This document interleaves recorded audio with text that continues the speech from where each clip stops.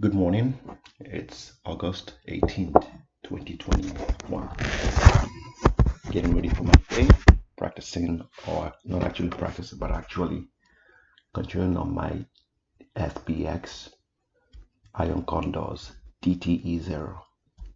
The whole point of the DTE0 is to maximize the theta decay that happens on the final day of options expiration.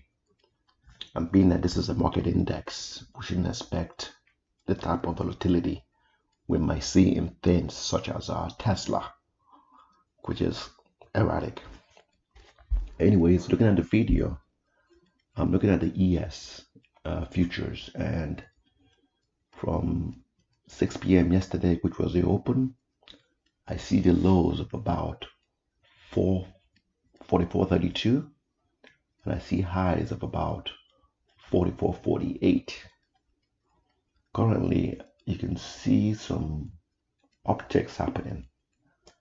I go to the DAX, the DAX is already open and operating. DAX has a small uptrend, but I won't be fooled by that. Going back to the SPX, so based on ES, I'm looking at levels of the highs of 44.48 and low of 44.32-ish, telling me that we might have a much narrower range today compared to yesterday. I'm going to go over to my Thinkorswim and look at the expected market maker move for today, DTE0. And you can see the market maker move for today is showing a move of approximately 20 points plus or minus.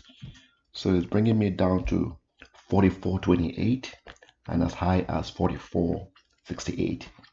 I'm saying these two levels because what I usually do is I do the credit call spread on the top side and the credit put spread on the bottom part. And I'm looking to put it on and close out within an hour. And within an hour, in most cases, I'm getting about more than 50% of the max credit that I received. Let me go over to Schwab and see what Schwab shows. So Schwab is a little bit different, and I'm looking at the straddle prices.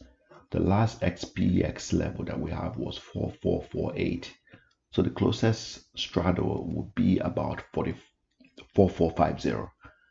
And this is giving a much higher move than Thinkorswim. The move here is showing a move of 22.8, which are around up to 23 plus or minus from where we closed. Therefore, you're looking at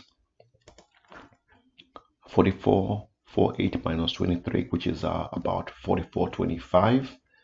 To the downside and to the upside will be 44.48 plus 23, which is about 44.71. So those are going to be the strikes, the short strikes I will be aiming to put on today. However, I still have to wait till they open at 9:30 and see how the initial open volatility swings.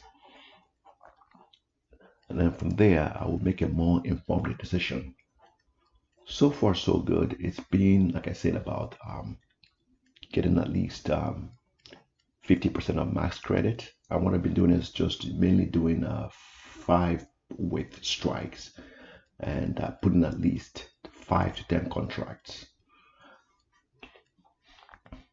Good luck today, and drop your comments if this was helpful or if you have any questions. And this is where we are for the XPS. I still see this gap. Filling up this gap puts us at about 44.76, and this is based on a 5-minute candle.